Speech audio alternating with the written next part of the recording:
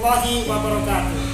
Berjumpa dengan saya kembali, Darto, calon guru penggerak angkatan ke-7 dari Kabupaten Indramayu, UPTD SD Negeri 2 ini. Pada kesempatan ini, saya akan mewawancarai dua kepala sekolah tentang bagaimana cara pengambilan keputusan jika mereka mengalami dilema etika. Selamat menyaksikan. Selamat pagi Ibu Saimah. Mudah-mudahan hari ini Ibu dalam kondisi sehat, baik sehat jasmani maupun rohani. Saya mungkin Bu akan menyampaikan beberapa pertanyaan tentang pengalaman Ibu sebagai kepala sekolah, terutama tentang pengambilan keputusan dilema etika pada sebuah kasus, Bu. Dan ini tentunya kita tahu bahwa kasus dilema etika itu adalah kasus benar lawan benar.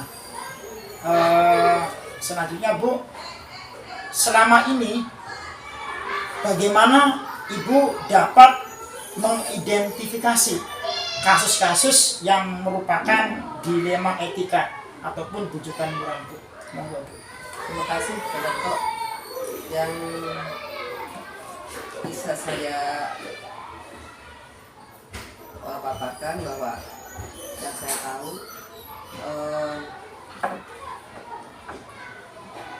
dilema etika itu sendiri yaitu suatu keputusan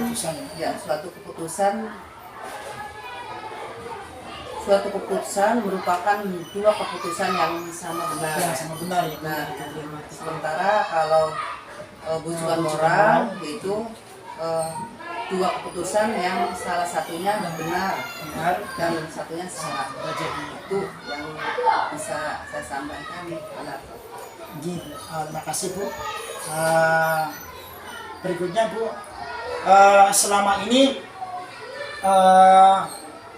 bagaimana Ibu menjalankan pengambilan keputusan di sekolah, terutama untuk kasus-kasus di mana kasus tersebut, Bu, ada dua kepentingan yang sama-sama benar atau sama-sama mengandung nilai kebajikan. Gimana, Bu? Terima kasih Pak Darto yang bisa saya sampaikan bahwa ada dua kasus yang sama-sama benar ya. Pertama, untuk mengambil keputusannya kita harus mencari nilai-nilai kebaikan, mencari fakta-fakta dari kasus tersebut. Otomatis dari dua kasus yang bersamaan itu yang sama-sama benar, kita ambil keputusan yang nilai positif, yang paling baik itu ya. Terima kasih, Bu. Walaupun keduanya itu sama-sama benar. Terima kasih Pak Darto. Oke, Bu. Selanjutnya, Bu, kira-kira langkah-langkah apa atau prosedur seperti apa yang akan Ibu lakukan selama ini dalam hal penanganan kasus dilema etika, Bu? Terima kasih Pak Darto. Pengambilan keputusan yang terkait dengan dilema etika ya. Yang pertama kita memutuskan dengan hati-hati, dengan harus hati-hati karena dua-duanya itu memang kasus yang sama benar. Tentunya kita mengambil suatu keputusannya juga ya, tapi harus bijaksana, harus yang diambil itu yang paling benarnya dengan nilai-nilai yang positif. Dalam arti dua itu baik semua, tapi cari yang ambil yang terbaik. Berikutnya, Bu, ini pertanyaan yang keempat, Bu. Kira-kira hal-hal apa saja yang selama ini Ibu anggap efektif dalam pengambilan keputusan pada kasus-kasus dilema etika, Bu? Terima kasih Pak Darto. Yang saya ambil dalam kasus dilema etika itu tentunya saya ngambil yang terbaik. Di antaranya ya kita harus berdiskusi dulu ya, berdiskusi dulu ya. Jangan sampai keputusan itu melanggar aturan ya. Tentunya ambil yang terbaik ya. Baik, artinya diskusi adalah jalan utama, Bu, Ya, awal. diskusi. Jalan utama. Jadi kita harus apa namanya? Harus hati-hati gitu Ya, ya, hati-hati. Jangan terlalu arogan, Ya, segala ya. sesuatunya langsung itu yang memutuskan. Tetap harus ada jalan diskusinya, Bu, ya. Harus cari yang terbaik lah. Baik. Harus hati-hati Lewat diskusi ya, Bu, ya. dengan diskusi di antara. Oke, Bu, makasih. Nah, selanjutnya, Bu, pertanyaan yang kelima. Hal-hal apa saja yang selama ini merupakan tantangan, Bu? Bilang lagi, hal-hal apa saja yang Ibu anggap sebagai tantangan dalam pengambilan keputusan pada kasus dilema etika, Bu? Terima kasih Pak Darto. Nah, inilah yang sangat-sangat saya katakanlah berat untuk memutuskan dua kasus yang bersamaan, yang sama-sama benar, ya tentunya yang sangat benar, yang sangat merupakan tantangan bagi saya, yang sudah apa namanya kaitannya dengan perasaan ya, karena kedua-duanya itu benar, tapi tetap saya harus mencari keputusan yang lebih baik, nah dengan perasaan ini sehingga menimbulkan suatu keputusan yang semuanya itu merasa tidak dirugikan gitu ya. Yang penting keputusan itu yang terbaik, ya, tidak merugikan orang lain ya. Karena perasaan saya itu ya dua kasus itu ya karena apa ya? Namanya juga manusia Pak ya. Kita harus selektif banget. Jadi kaitannya dengan perasaan saya sebagai pimpinan lah yang harus bijak Pak. Memilih dan milih. Artinya cari yang terbaik. pada akhirnya memang keputusan Ya. terbaik itu, Bu. Ya, Terima kasih, Bu. Itu mungkin baik saya. Selanjutnya, Bu, yang keenam, apakah Ibu memiliki sebuah tata cara? Dalam arti, apakah ada cara-cara tertentu atau memiliki jalur tertentu, Bu, dalam sebuah penyelesaian kasus dilema etika, atau Ibu langsung menyelesaikan di tempat, atau yang ketiga, Bu, memiliki sebuah jadwal untuk menyelesaikannya, kemudian bentuk atau prosedur seperti apa yang akan Ibu jalankan? Terima kasih Pak Darto. Mungkin pendapat saya dalam memutuskan suatu keputusan kasus dilema etika, kalau tergantung permasalahan. Kalau permasalahan itu dianggapnya ringan, saya mungkin bisa diselesaikan pada waktu itu. Pada waktu itu Di tempat itu juga ya, semuanya harus clear.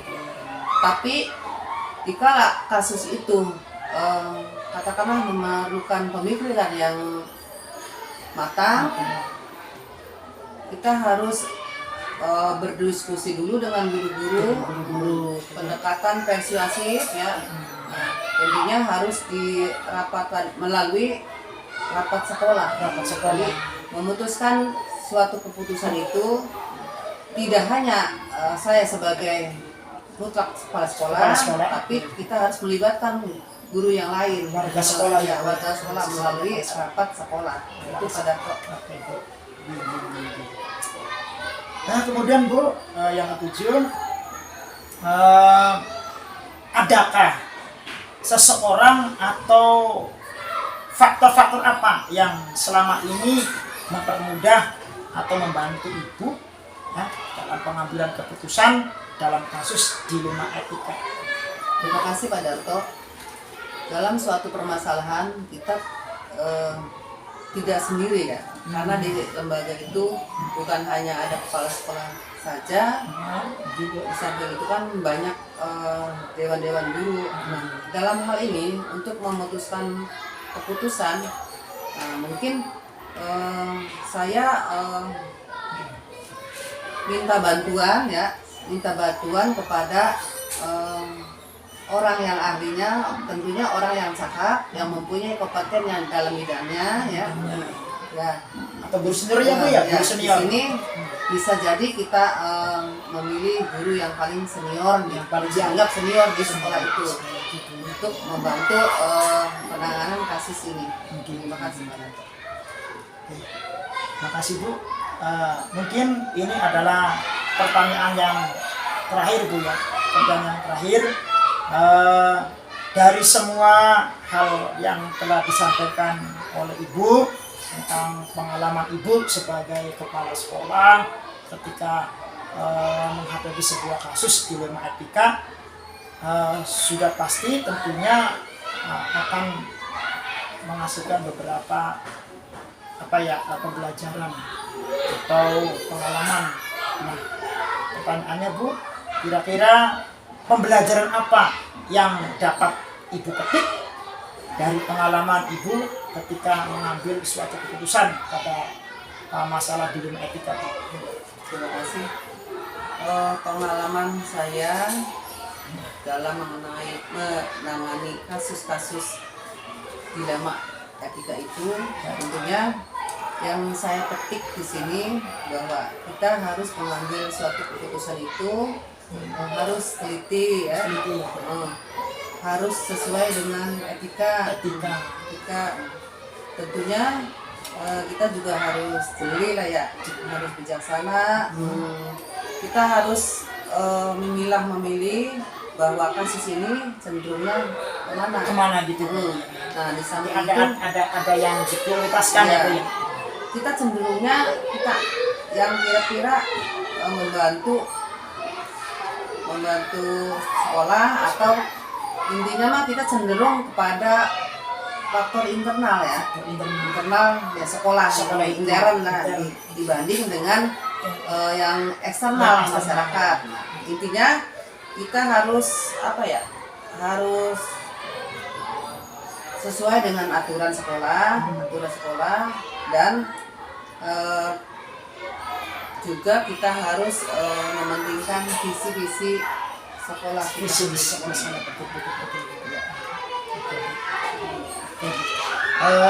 Ibu Saima, mungkin dari awal sampai akhir saya mendapat gambaran dari Ibu tentang pengalaman Ibu ketika mengambil sebuah keputusan pada jenis masalah dilema etika.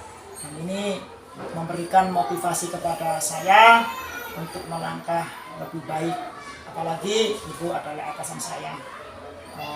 Dan mudah-mudahan bila mana Tuhan menghendaki, saya mungkin akan sama-sama melanjutkan tongkat estafet dari Ibu, dan semua yang Ibu sampaikan ke saya pada hari ini adalah merupakan motivasi bagi saya. Ibu, terima kasih atas waktunya. Ini sekali lagi saya pribadi semakin paham tentang bagaimana saya bisa mengambil kemudian menyerap pengalaman dari Ibu. Semoga pertemuan kita kali ini Bu mendapatkan keberkahan dari Tuhan Yang Maha Esa, Allah Subhanahu wa taala. Ibu, terima kasih atas waktunya, dan saya ucapkan Assalamualaikum warahmatullahi wabarakatuh. Sukses selalu pada Tok. Assalamualaikum Bapak Ita. Waalaikumsalam warahmatullahi wabarakatuh. Sehat hari ini Pak? Alhamdulillah sehat walafiat. Alhamdulillah. Ya. Ya Bapak Ita, mudah-mudahan pada hari ini Bapak dalam keadaan sehat. Amin. Baik jasmani maupun rohani. Amin. Dan maaf Pak, hari ini saya ada tugas dari calon guru penggerak, yakni mau menyampaikan beberapa pertanyaan tentang pengalaman Bapak Ita selama menjadi kepala sekolah, terutama pengalaman Bapak saat berusaha untuk mengambil suatu keputusan manakala ada dua pilihan, ada dua masalah. Nah, ada dua masalah atau kasus, yaitu dilema etika. Nah, perlu kita ketahui bahwa dilema etika itu adalah sebuah kasus di mana dua kasus ini sama-sama memiliki keputusan yang benar, dalam arti benar lawan benar. Nah, untuk pertanyaan yang pertama, Pak, selama ini bagaimana Bapak Ita dapat mengidentifikasi kasus-kasus yang merupakan dilema etika atau bujukan moral, Pak? Ya, nggak apa-apa. Saya juga ini untuk menjawab biar agak sedikit akurat, Pak Darto, ada dasarnya. Ada dasarnya, Pak. Jadi biar pertanyaan dari Pak Darto yang dimana dilema etika dan juga bujukan moral. Nah, satu-satu dulu. Kalau saya ambil pengertian, dilema etika sendiri merupakan suatu keputusan yang sama-sama benar. Sama-sama benar. Ya, berarti kalau dilema etika itu keputusan yang sama-sama benar. Sementara yang namanya bujukan moral adalah keputusan yang salah satunya ini keputusan salah satunya salah. Benar dan salah gitu kayak. Jadi jelas bahwa dilema etika benar-benar, sedangkan bujukan moral adalah keputusan yang benar melawan yang salah. Nah, itu. Ini pengertian dulu ya Pak Darto ya. Nah, ini satu contoh. Ya. Misalkan kita ini ingin mengambil keputusan. Apakah menjaga rahasia ketidakjujuran atau menyampaikan keatasan dari seseorang rekan kerja kita? Ini contoh. Ya. Nah, apakah ini masuk kategori dilema etika atau bujukan moral? Tentu saja langkah-langkah yang harus kita pahami itu nanti kita di saat memutuskannya. Betul. Nah, ya di situ kita apakah dilema etika atau bujukan moral. Iya. Kira-kiranya begitu Pak Darto. Nah, makasih Pak. Berikutnya Pak, selama ini kan Bapak menjalankan pengambilan keputusan di sekolah Bapak, terutama untuk kasus-kasus di mana ada dua kepentingan Pak, yang sama-sama benar atau sama-sama mengandung nilai kebajikan. Gimana Pak, menurut Bapak? Baik, ya, dalam pengambilan keputusan seorang pimpinan itu harus jelas dan tegas. Betul. Terutama untuk kasus-kasus yang sama, benar sama-sama mengandung nilai kebijakan yang harus kita taati. Betul. Mengenai nilai-nilai yang bertentangan, menentukan siapa yang terlibat di situasi tertentu, ya, tentu caranya dengan kita mengumpulkan fakta. Ya, yang relevan dengan situasi ini dan juga pengujian. Iya, mana yang benar, mana yang salah. Kurang lebih seperti itu Pak Darto. Ya. Oke Pak ya. Dan mungkin yang berikutnya Pak, kira-kira langkah-langkah atau prosedur seperti apa yang biasa Bapak lakukan selama ini Pak? Langkah seorang pimpinan itu harus jelas, tepat. Jangan sampai ada yang dirugikan. Nah, yang saya lakukan langkah-langkahnya yaitu langkah-langkah dan prinsip yang kita gunakan dalam pengambilan keputusan dan pengujian keputusan. Jika keputusan dilema etika didasarkan pada aturan yang telah dijelaskan di atas, maka besar harapan keputusan yang diambil merupakan keputusan yang terbaik. Bukan keputusan yang salah, tapi keputusan yang terbaik. Ya Pak ya, seperti itu. Jadi tidak ada yang dirugikan, tapi ambil keputusan yang terbaik. Yang terbaik. Kira-kira begitu, Pak Darto. Gitu ya. Dalam artian kalaupun misalnya dua masalah itu memang sesuai dengan aturan yang berlaku, maka ya cari keputusan yang Iya, terbaik. di antara yang baik, Di antara yang baik, tapi yang terbaik. Yang terbaik. Kira-kira begitu. Terima kasih Pak. Nah kemudian maaf Pak, yang berikutnya kira-kira hal apa saja yang selama ini Bapak anggap efektif Pak dalam pengambilan keputusan pada kasus-kasus dilema etika Pak? Iya. Yang efektif nih gitu. Efektif itu kan tujuannya bagaimana meringankan, lebih cepat, Lebih cepat. iya kan? Lebih tepat, Lebih itu tepat. kira-kiranya begitu. Nah, yang saya ambil hal-hal yang dianggap efektif oleh saya untuk memutuskan suatu keputusan adalah dengan berdiskusi. Jadi kita menggunakan asas demokrasi. Asas demokrasi. Iya. Betul Pak. Kita plurkan dulu dengan teman-teman guru untuk mengambil sebuah keputusan yang bagus. Betul. Kira-kira keputusan kami sebagai pimpinan ada masukan Ada masukan. sebelum kami mengambil keputusan yang benar. Nah, jadi kami berdiskusi dengan hati-hati untuk memutuskan sesuatu. Betul. Khawatir kalau tidak bermusyawarah, kami memutuskan dengan cara otoriter, itu pemimpin yang salah. Yang benar, kita asas demokrasi. Masih. Maka kita musyawarahkan. Siap. Kurang lebih seperti itu, Pak Darto. Oke Pak, ini benar-benar Pak ada nuansa baru Pak ya dari pengalaman Bapak mengenai hal-hal yang sekiranya efektif untuk pengambilan keputusan.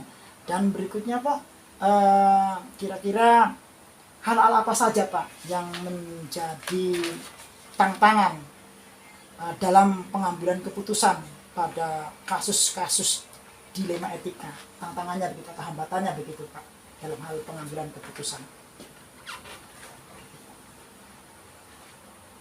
Saya kira itu. Ya, saya pikir kalau untuk sebuah keputusan dalam tangan, nanti larinya kita ke kebijakan, Pak.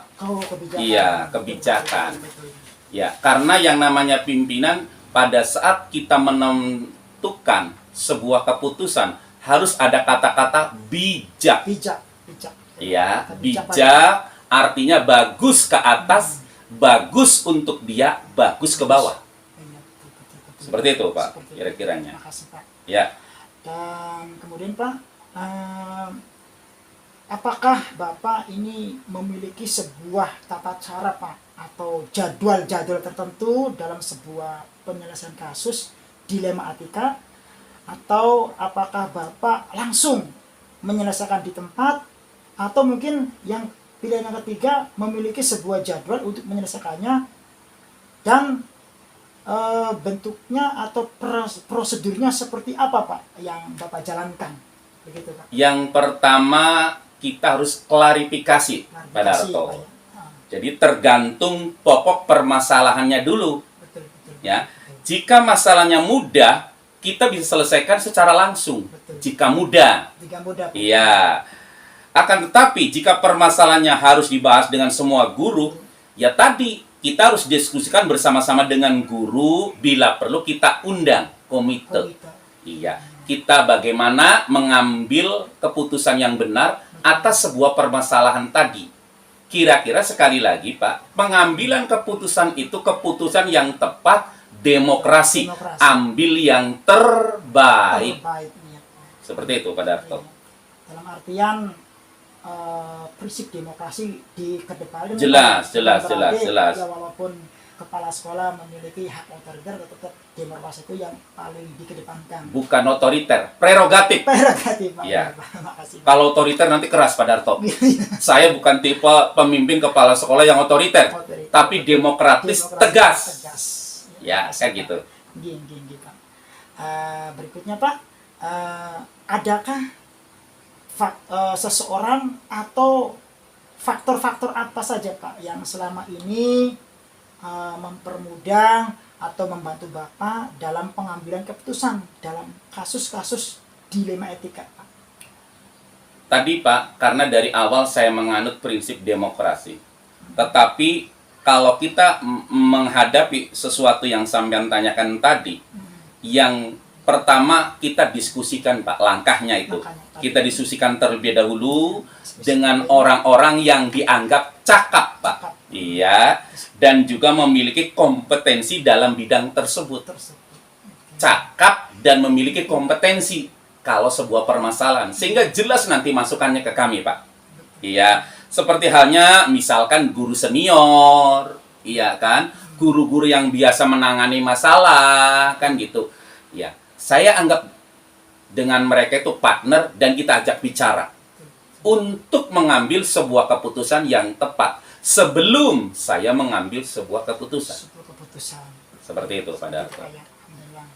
Ini benar-benar merupakan inspirasi bagi saya Pak sebagai guru biasa. Dan kemudian Pak, mungkin ini yang terakhir Ya. dari semua hal yang telah Bapak sampaikan, kira-kira Pak, pembelajaran apa yang Bapak petik dari pengalaman Bapak ketika mengambil keputusan dilema etika? Baik Pak Darto, ya. Yang bisa saya ambil dari pengalaman dilema etika, saya menyimpulkan dalam pengambilan suatu keputusan akan melihat keadaan atau ke dalam terlebih dahulu. Apakah merugikan, apakah tidak? Tuh, ya kan? Artinya di sini saya cenderung fokus pada kondisi internalnya. Kondisi internal. Iya, dibandingkan hanya dengan masyarakat.